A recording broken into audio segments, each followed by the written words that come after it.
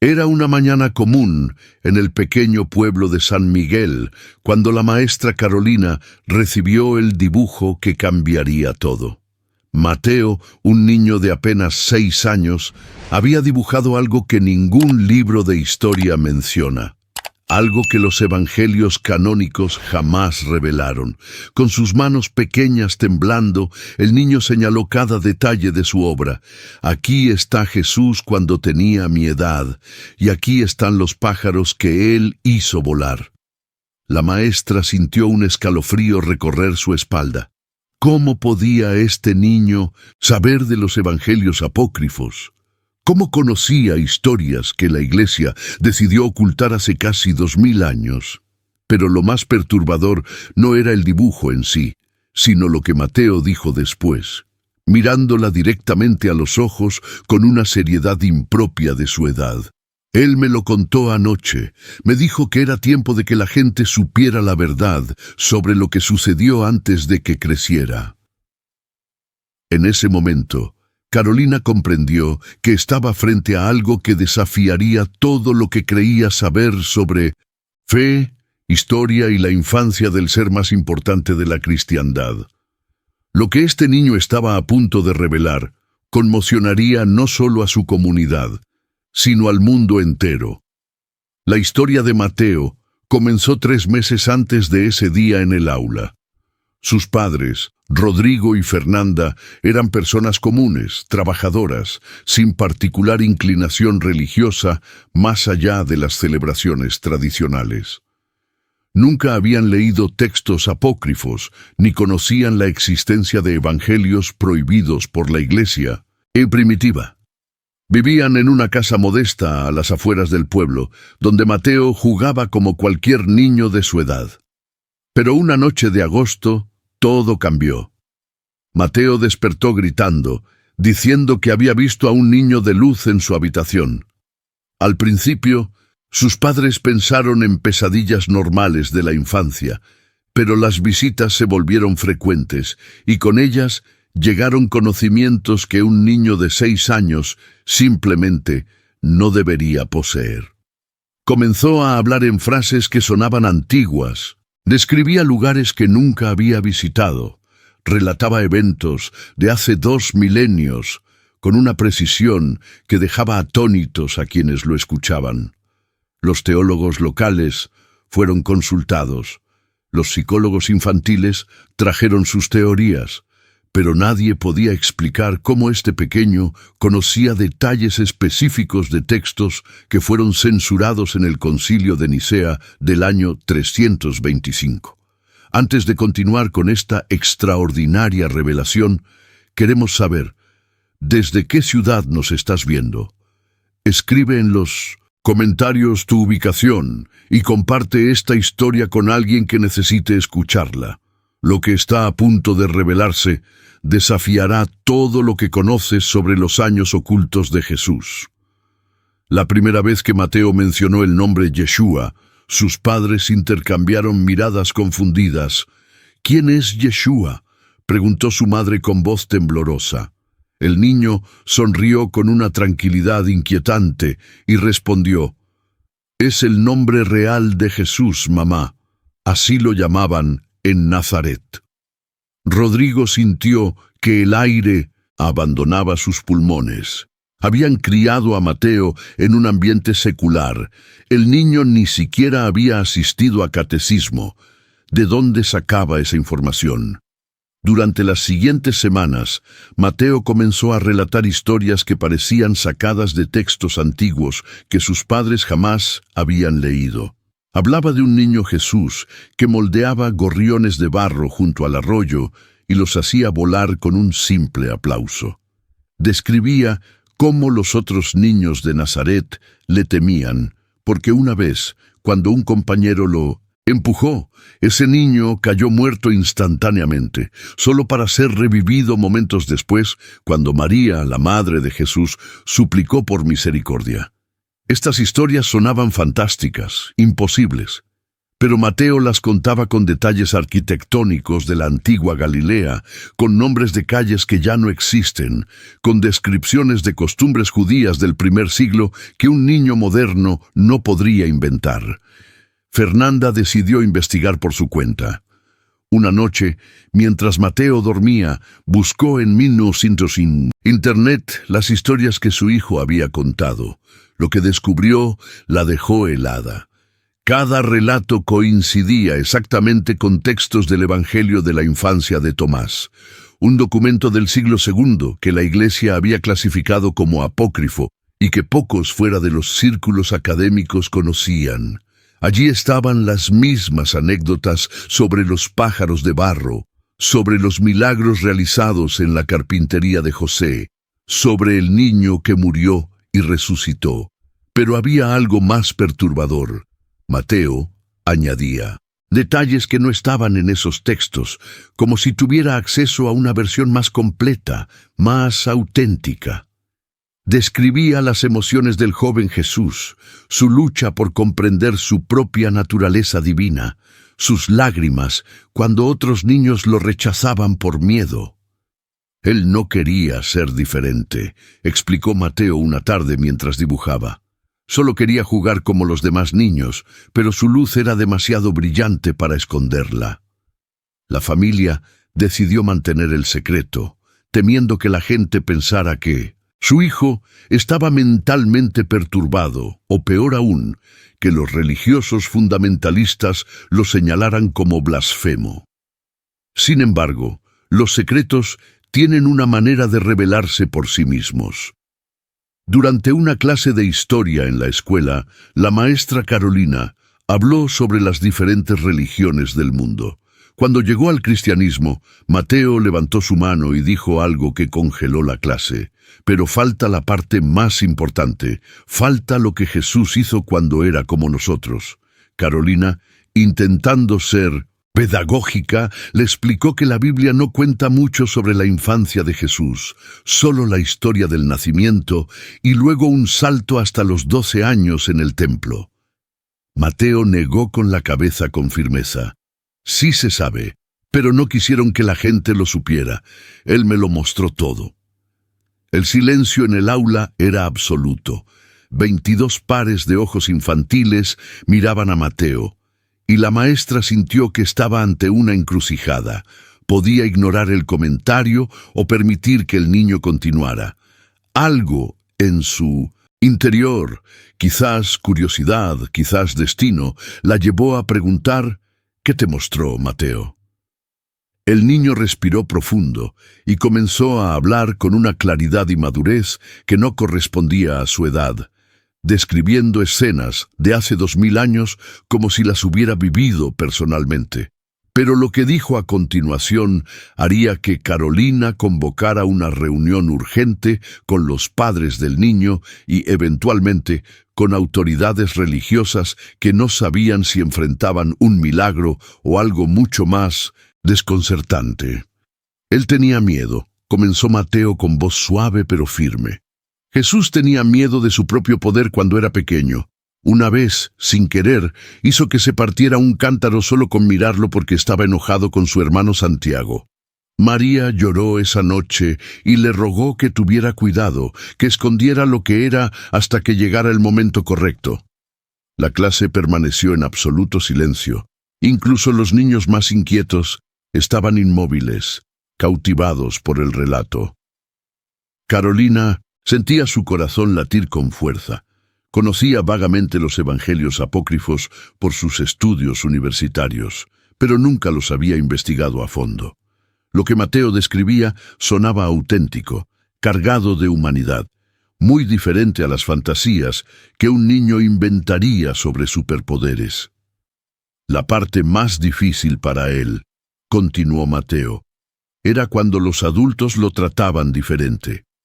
Algunos rabinos de Nazaret decían que era un niño poseído por demonios porque podía leer textos sagrados que nunca había estudiado. José tuvo que defender a su familia muchas veces. Mateo hizo una pausa, mirando por la ventana como si pudiera ver esas escenas antiguas proyectándose en el cielo. Pero hubo momentos hermosos también, cuando sanaba animales heridos en secreto, cuando ayudaba a su padre en la carpintería y las maderas se curvaban perfectamente sin esfuerzo, cuando susurraba oraciones que hacían florecer plantas marchitas. Esa tarde, Carolina llamó a los padres de Mateo. La reunión se llevó a Pison d'Acinto, cabo en la dirección de la escuela, con el director presente como testigo. Fernanda y Rodrigo llegaron visiblemente nerviosos, sabiendo que este momento eventualmente llegaría. Su hijo tiene un conocimiento extraordinario de textos religiosos antiguos, comenzó Carolina cuidadosamente. Conocimiento que francamente no debería tener a su edad ni con su educación. Rodrigo tomó la palabra. Nosotros tampoco lo entendemos. Hace 3 meses esto comenzó. No sabemos si es memoria genética, reencarnación, imaginación extraordinaria o... Su voz se quebró, algo más allá de nuestra comprensión. El director, un hombre pragmático llamado Héctor, intervino. ¿Han considerado consultar a un especialista? No un psicólogo común, sino quizás alguien especializado en fenómenos inusuales. Fernanda sacó entonces una carpeta que había traído consigo. Contenía dibujos que Mateo había hecho durante las últimas semanas, representaciones detalladas de arquitectura del primer siglo, mapas de Minzo-de-Su, la antigua Nazaret, con nombres de calles en arameo, rostros de personas con vestimentas históricamente precisas. Un profesor de arqueología de la universidad los vio, explicó Fernanda con voz temblorosa. Dijo que los detalles arquitectónicos y culturales son sorprendentemente precisos para ese período, incluyendo elementos que solo se conocen por excavaciones recientes en Nazaret, que no son de conocimiento público general. Carolina sintió un escalofrío recorrer su columna. Esto iba más allá de un niño con buena imaginación o memoria fotográfica. Esto sugería acceso a información que simplemente no debería estar disponible para nadie, mucho menos para un niño de 6 años. «Hay algo más», dijo Rodrigo con voz apenas audible. Mateo dice que el niño de luz le ha mostrado por qué la iglesia primitiva ocultó estos evangelios. Según él, no fue solo por considerarlos heréticos o fantasiosos, sino porque revelaban algo fundamental sobre la naturaleza de Jesús que los primeros líderes cristianos no querían que se conociera públicamente. El director se inclinó hacia adelante. ¿Y qué es eso? Antes de que los padres pudieran responder, la puerta se abrió. Era Mateo, quien había salido de su salón durante el receso. Sin que nadie lo invitara, entró y se sentó en una silla, sus pequeños pies balanceándose sin tocar el suelo. «Puedo decirlo yo mismo», afirmó con calma. «La razón por la que escondieron las historias de su infancia es porque mostraban que Jesús tuvo que aprender a ser divino. No nació sabiendo todo, tuvo que aprender control, compasión, sabiduría, y eso asustaba a los líderes de la iglesia, porque significaba que todos podemos aprender a conectar con lo divino, no solo él. Significaba que no necesitábamos intermediarios. Las palabras cayeron como bombas en la pequeña oficina. Carolina, criada en la tradición católica, sintió que algo fundamental en su comprensión de la fe se tambaleaba. Si esto era cierto, si estos evangelios ocultos revelaban que la divinidad era un proceso de aprendizaje y no un estado fijo, entonces las implicaciones eran revolucionarias. Pero la pregunta que nadie se atrevía a hacer en voz alta permanecía suspendida en el aire. ¿Cómo sabía esto un niño de 6 años? ¿Y quién o qué le estaba enseñando? La noticia de Mateo comenzó a extenderse por San Miguel como un fuego silencioso. Los padres de otros niños escucharon las historias en las cenas familiares. Los maestros comentaban en voz baja en la sala de profesores. Pronto, el padre Sebastián, el párroco local, se presentó en la escuela solicitando una reunión con la familia. El encuentro se realizó en la rectoría de la iglesia, un edificio colonial con paredes gruesas que habían presenciado siglos de confesiones y crisis de fe. Padre Sebastián era un hombre de 60 años, educado en el Vaticano, con un doctorado en teología. No era el típico sacerdote de pueblo. Había dedicado su vida al estudio de los textos sagrados, incluidos los apócrifos. Cuando Mateo entró con sus padres, el sacerdote lo observó con una mezcla de curiosidad y cautela. «Mateo», comenzó con voz suave, «me han dicho que tienes sueños muy especiales sobre Jesús cuando era niño». Mateo asintió sin mostrar intimidación. «No son sueños, padre. Son recuerdos que él comparte conmigo». El sacerdote se inclinó hacia adelante. «¿Y por qué crees que Jesús compartiría estos recuerdos contigo?» La respuesta del niño dejó a todos sin palabras.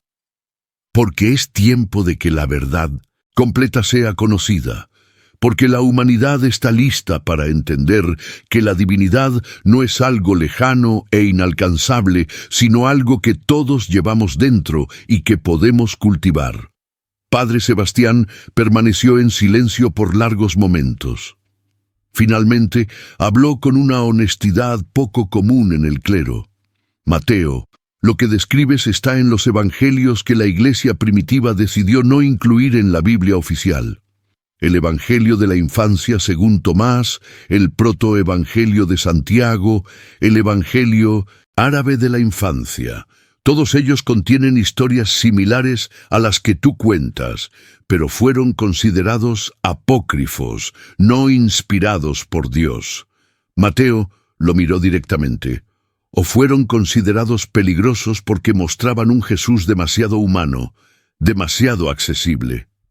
Un Jesús que cometió errores mientras aprendía a manejar su poder. Un Jesús que lloró cuando otros niños lo rechazaban. Un Jesús que tuvo que ser enseñado por su madre sobre la compasión». El padre Sebastián sintió que algo se removía en su interior. Décadas de doctrina cuestionadas por un niño de 6 años. «Déjame hacerte una pregunta que solo alguien que verdaderamente conozca estos textos podría responder», dijo el sacerdote. «En el Evangelio de Tomás hay una historia sobre un niño que murió después de chocar con Jesús en la calle. ¿Qué sucedió después?» Mateo respiró profundo. «El niño se llamaba Zenón. Cayó y murió, pero no fue porque Jesús lo matara intencionalmente. Jesús solo tenía 5 años y todavía no controlaba el poder que fluía de él cuando se asustaba o se enojaba. Los padres de Zenón gritaron que Jesús era un demonio. María y José estaban aterrorizados porque sabían que podrían expulsar a su familia del pueblo. Pero Jesús, llorando, se arrodilló junto al niño y oró de una manera que nunca había orado antes. No pidió por poder o por milagros. Pidió por compasión, por entender el valor de cada vida, y Zenón despertó.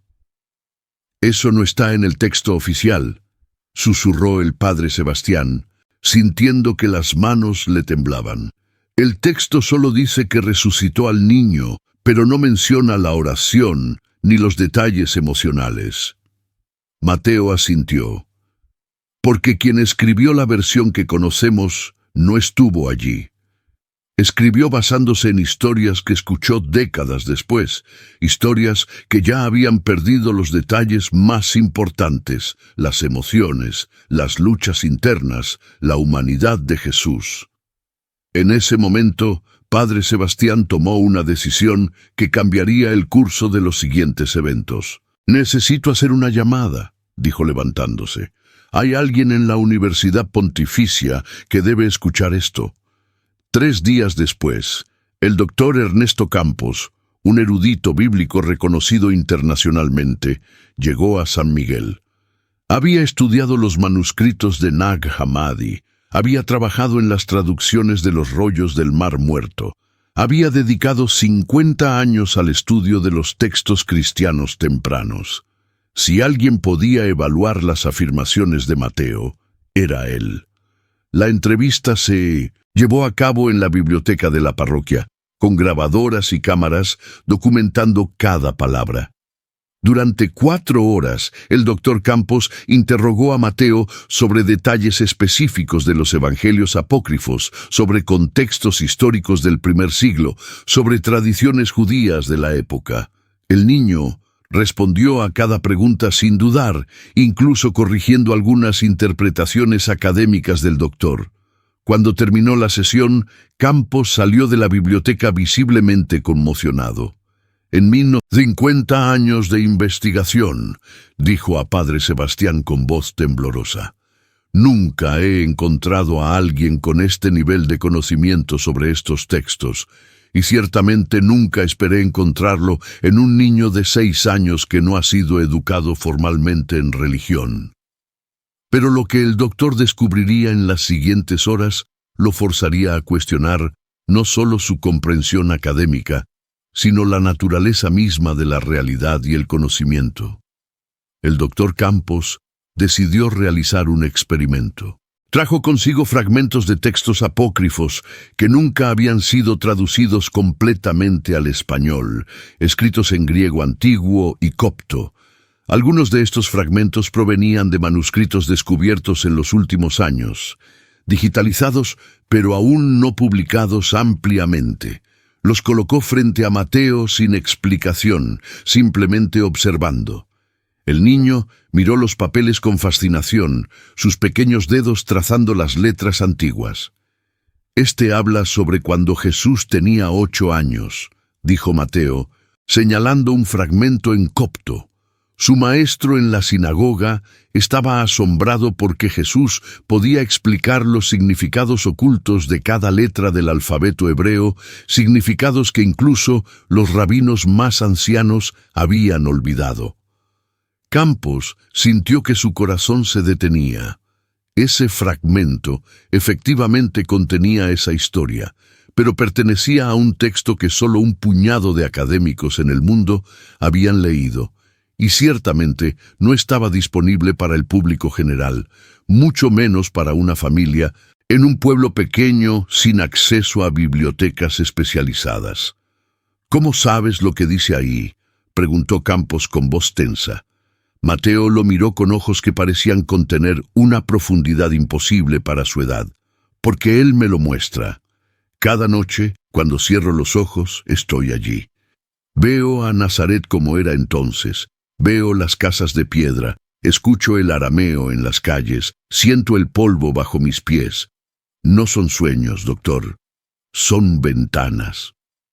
¿Ventanas hacia qué?, preguntó Campos, aunque temía conocer la respuesta. Hacia la verdad que ha estado oculta, respondió Mateo con sencillez. Hacia la historia real de un niño divino que tuvo que aprender a ser humano, y un humano que tuvo que aprender a ser divino. Las dos cosas al mismo tiempo. Por eso es importante, doctor. Porque si Jesús tuvo que aprender, entonces todos podemos aprender. Si Él sintió dolor, miedo, confusión, entonces nuestros propios sufrimientos no nos alejan de lo divino, sino que nos acercan a comprender lo que Él experimentó. Campos sintió lágrimas inexplicables formándose en sus ojos.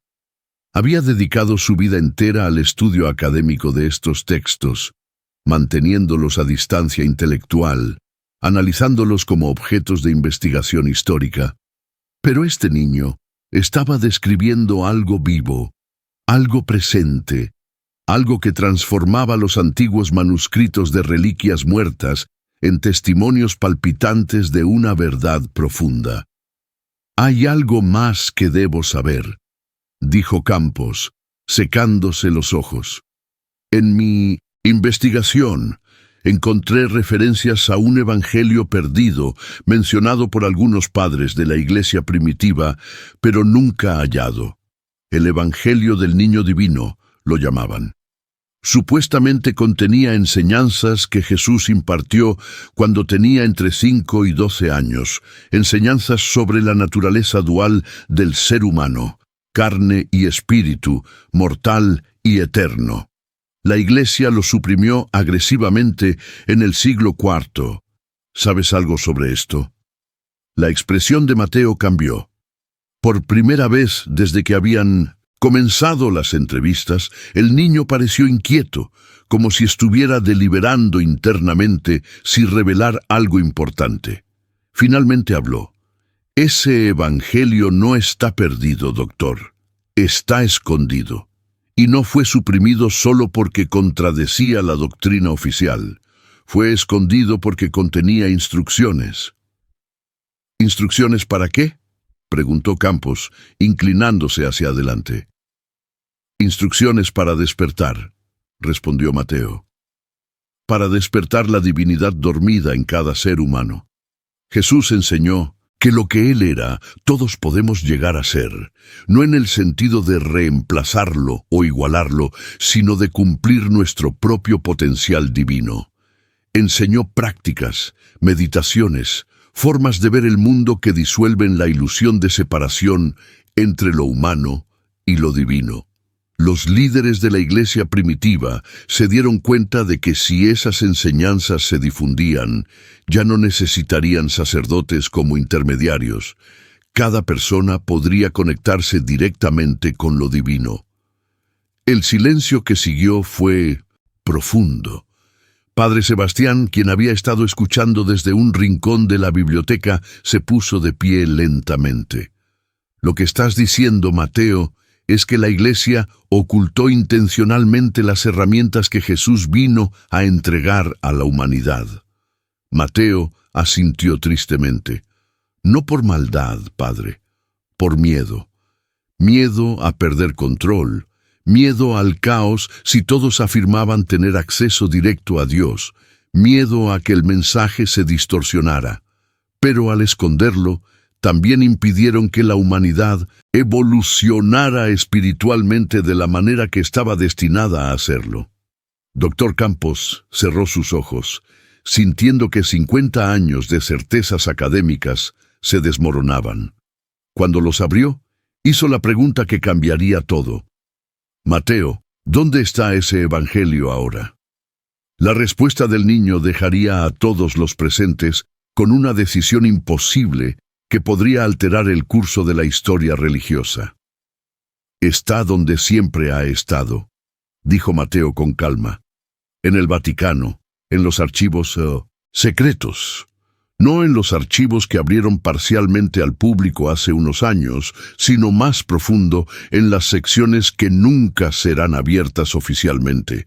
Está catalogado bajo un nombre falso para que nadie lo busque.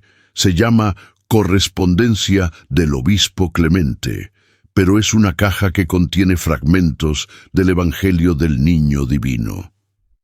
La habitación quedó en silencio absoluto. Lo que Mateo acababa de afirmar era extraordinario, verificable pero peligroso. Si era cierto, significaba que los niveles más altos de la Iglesia habían mantenido deliberadamente oculto un texto que podría transformar completamente la comprensión cristiana de Jesús y del potencial humano. Si era falso, el niño había inventado una fantasía elaborada. Pero había algo en la especificidad de su afirmación, en los detalles precisos, que hacía difícil descartarla como simple imaginación. Dr. Campos sintió que estaba en una encrucijada. Como académico, su trabajo era buscar la verdad sin importar las consecuencias, pero como católico practicante también sentía lealtad a la institución que había dado estructura a su vida espiritual. ¿Cómo sabes esto, Mateo?, preguntó con voz apenas audible. Porque él me lo mostró, respondió el niño. Cuando cierro los ojos y viajo con el niño de luz, no solo veo el pasado, a veces veo el presente. Vi ese archivo hace 2 noches. Vi el número de catálogo, BSACM 0847. Vi la caja de madera sellada con cera roja. Vi las páginas de pergamino dentro, escritas en griego y arameo. Padre Sebastián se dejó caer en una silla, su rostro pálido. Si esto es verdad, Mateo, has puesto en riesgo no solo a ti mismo, sino a todos nosotros. El Vaticano no toma a la ligera las revelaciones de sus archivos más sensibles. Mateo asintió con una madurez desconcertante. Lo sé, padre, pero también sé que el tiempo de ocultamiento ha terminado. La humanidad está al borde de una transformación espiritual o de una destrucción completa. Necesitamos las herramientas que Jesús vino a traer. Necesitamos recordar que lo divino no está allá arriba, señaló hacia el techo, sino aquí dentro. Se tocó el pecho. Ese evangelio perdido contiene las instrucciones que necesitamos para esta época. Dr. Campos tomó una decisión. Sacó su teléfono y realizó una llamada. Habló en italiano durante varios minutos con alguien en Roma, alguien con suficiente autoridad dentro de la estructura vaticana. Cuando colgó, miró a Mateo con una mezcla de respeto y temor. Un amigo mío, un cardenal en quien confío, verificará si existe ese catálogo. Me ha prometido discreción, pero también me ha advertido que si esto es cierto, se abrirá una investigación formal, no solo sobre el documento, sino sobre ti, sobre cómo obtuviste esa información. Mateo no mostró miedo. Que investiguen. La verdad no teme ser examinada. Durante los siguientes 3 días, la casa de Mateo se convirtió en el centro de una tormenta silenciosa. Llamadas telefónicas llegaban a todas horas. Visitantes con credenciales vaticanas aparecieron para entrevistar al niño. Especialistas en fenómenos psíquicos, teólogos, incluso un exorcista fueron enviados para evaluar la situación. A través de todo esto, Mateo permaneció sereno, respondiendo preguntas con paciencia, repitiendo su historia sin contradicciones. Pero en la 4ª noche, algo cambió. Mateo despertó gritando más fuerte que nunca. Cuando sus padres corrieron a su habitación, lo encontraron de pie sobre su cama, con los brazos extendidos, hablando en un idioma que no reconocían. Rodrigo grabó con su teléfono, capturando casi 2 minutos de lo que luego sería identificado como arameo antiguo, el dialecto que se hablaba en Galilea durante el primer siglo. Cuando Mateo volvió en sí, tenía lágrimas en los ojos. Me mostró el final, dijo entre sollozos. Me mostró qué sucede si ese evangelio permanece oculto y qué sucede si se revela. Ambos caminos son difíciles, pero solo uno lleva a la sanación. ¿Qué viste?, preguntó Fernanda, abrazando a su hijo. Vi un mundo donde la gente recuerda que todos somos chispas de lo divino, donde la compasión reemplaza al juicio, donde la conexión directa con Dios hace innecesarias las jerarquías religiosas que han causado tanto dolor. Pero también vi la resistencia, el miedo de aquellos que se aferran al poder, las acusaciones de herejía. Vi, su voz se quebró, vi que algunos tratarán de silenciarme. Al día siguiente llegó la confirmación de Roma. El doctor Campos recibió una llamada encriptada de su contacto en el Vaticano. Con manos temblorosas puso el altavoz para que Padre Sebastián y los padres de Mateo pudieran escuchar. La voz del otro lado del teléfono sonaba tensa. Ernesto, confirmamos la existencia del catálogo BSA-CM 0847. Es exactamente como el niño describió. Una caja de madera sellada, catalogada falsamente como correspondencia episcopal. Hemos abierto la caja. Contiene fragmentos de un texto que nunca he visto antes, escrito en griego, koiné y arameo. Galileo, los primeros análisis sugieren que es auténtico, datado del siglo I o II. Ernesto, si esto es lo que creo que es... La voz se cortó por la emoción. Dr. Campos cerró los ojos, sintiendo que la historia estaba pivotando sobre este momento. ¿Qué dice el texto?, preguntó con voz temblorosa. Dice exactamente lo que el niño afirmó, respondió la voz desde Roma. Contiene instrucciones, prácticas para despertar la conciencia divina, enseñanzas sobre la naturaleza dual del ser humano. Y, algo más, una profecía de que estas enseñanzas serían ocultadas, pero redescubiertas, cuando la humanidad estuviera lista para recibirlas. El silencio en la habitación era tan denso que podía sentirse físicamente. Finalmente, Padre Sebastián habló. ¿Qué hacemos ahora? Antes de que alguien pudiera responder, Mateo habló con una voz que no era completamente suya, una voz que resonaba con ecos de algo más antiguo, más profundo. Ahora comenzamos. La noticia de la verificación del documento se infiltró inevitablemente. Dentro de una semana, medios de comunicación de todo el mundo descendieron sobre San Miguel. El pequeño pueblo se convirtió en el epicentro de un debate global sobre fe, autenticidad histórica y el futuro del cristianismo. Las reacciones fueron predeciblemente divididas.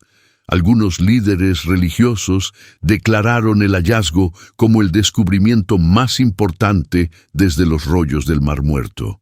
Una oportunidad para redescubrir las enseñanzas originales de Jesús sin las capas de interpretación institucional. Otros lo denunciaron como una elaborada falsificación, imposible de autenticar definitivamente, y advirtieron contra el peligro de desestabilizar 2000 años de tradición basándose en las visiones de un niño. El Vaticano emitió una declaración cautelosa. Reconocieron la existencia del documento, pero enfatizaron que se requería un análisis exhaustivo antes de hacer cualquier pronunciamiento sobre su autenticidad o contenido teológico.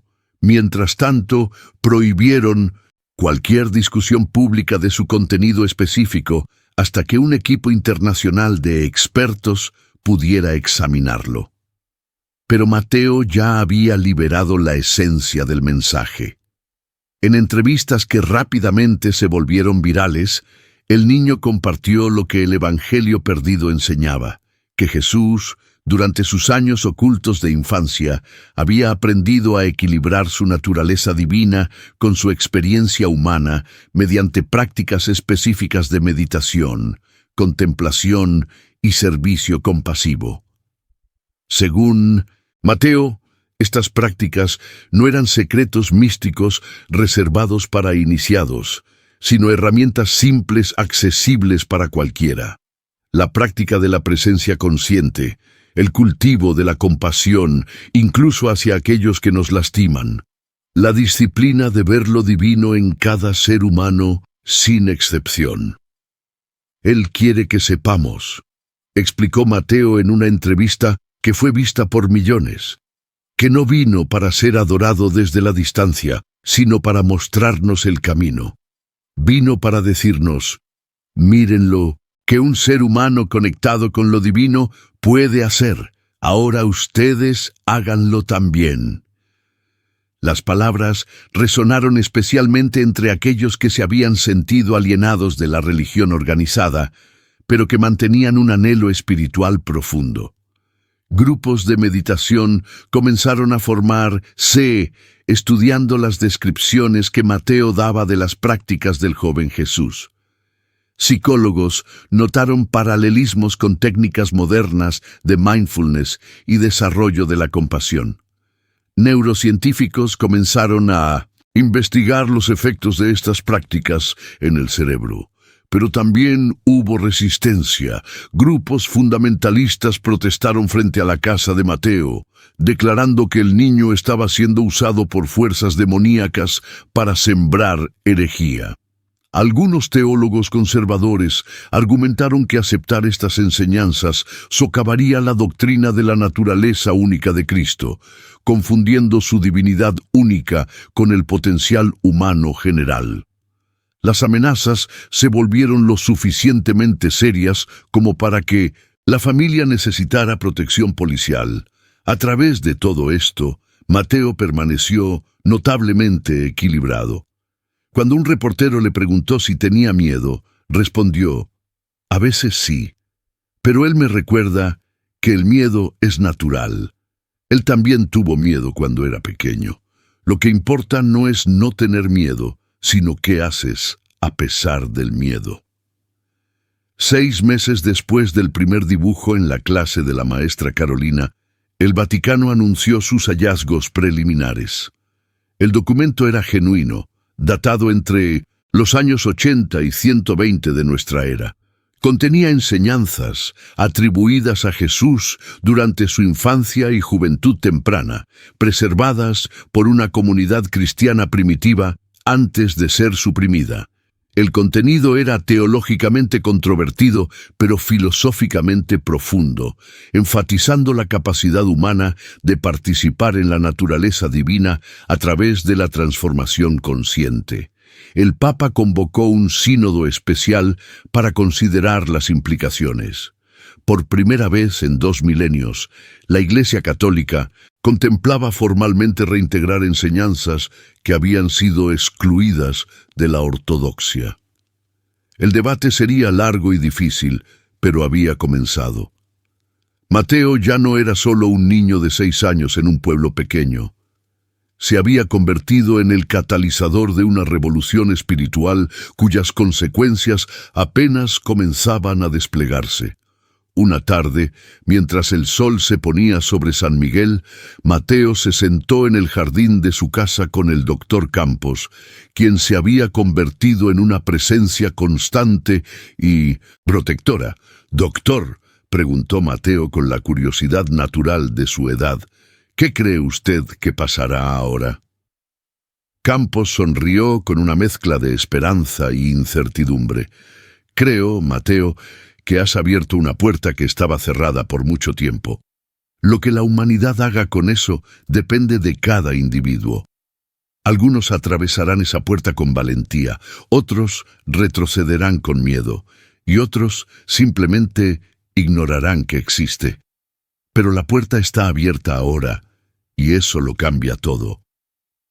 Mateo asintió, mirando hacia el cielo donde las primeras estrellas comenzaban a aparecer, sintiendo la presencia familiar del niño de luz, sabiendo que su trabajo apenas comenzaba, pero que, de alguna manera inexplicable, era exactamente lo que estaba destinado a hacer. La historia de Mateo nos desafía a reconsiderar lo que creemos saber sobre fe, divinidad y el potencial humano. Independientemente de cómo interpretemos sus experiencias, si como visiones genuinas, memoria genética extraordinaria o una sensibilidad inusual a dimensiones de la realidad que no comprendemos completamente, su mensaje central resuena con una verdad profunda. Nos recuerda que las enseñanzas espirituales más poderosas son aquellas que nos empoderan, no aquellas que nos hacen dependientes. Nos invita a considerar que quizás la mayor herejía no es cuestionar la doctrina establecida, sino creer que estamos separados de lo divino que buscamos. Los evangelios ocultos de la infancia de Jesús, ahora emergiendo nuevamente a la luz, nos ofrecen un retrato más completo y humano del Maestro que 2000 años de veneración habían distanciado. Nos muestran a un niño que luchó, aprendió, lloró y creció, igual que nosotros. Y en esa humanidad compartida encontramos no una disminución de lo sagrado, sino una invitación a reconocer lo sagrado dentro de nosotros mismos. Mateo continúa su vida, ahora con 7 años, asistiendo a la escuela, jugando con amigos, siendo un niño. Pero lleva consigo una misión que ha aceptado con gracia, recordarnos que la búsqueda espiritual no está en templos distantes o textos antiguos exclusivamente, sino en el trabajo diario de cultivar compasión, presencia y conexión con la chispa divina que habita en cada corazón humano. La pregunta ya no es si creemos en la historia de Mateo, sino qué haremos con el mensaje que ha traído. ¿Tendremos el valor de atravesar la puerta que se ha abierto?